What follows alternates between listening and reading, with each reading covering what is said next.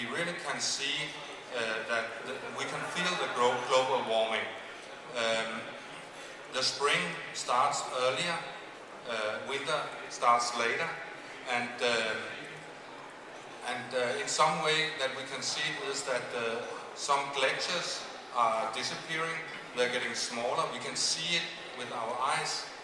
And then one of the ways that we can see it too, and it can be positive, is that I'm responsible for supplying with goods in Greenland, and we can now supply some areas in the wintertime that we couldn't supply 20 years ago with ship.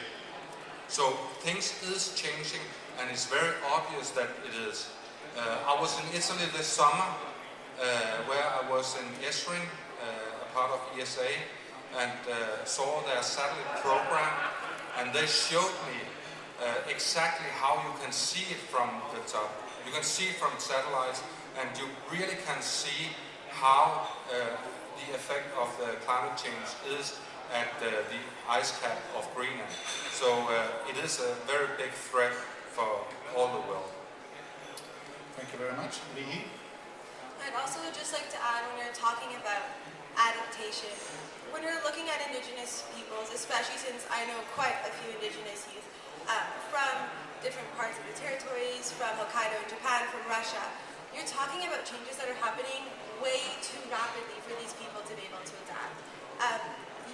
We're relying on adaptation versus mitigation, and what you have to remember is that for a lot of these communities, their entire lifestyle revolves around nature and their environment. All of their beliefs, all of their cultures, everything is intertwined. And so when you have changes in the Arctic that are happening so rapidly, you cannot just, it's very easy for us to just sit here and say, oh, well, we'll work at adaptation, but we really have to get down to mitigation as well. And,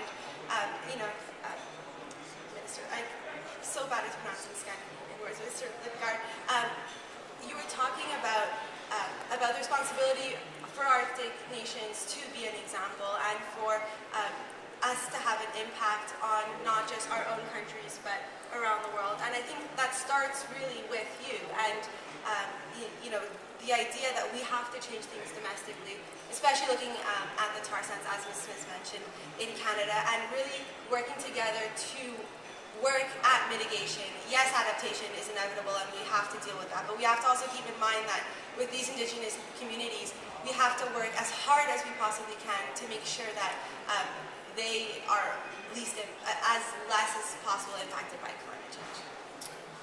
Thank you, Leehi.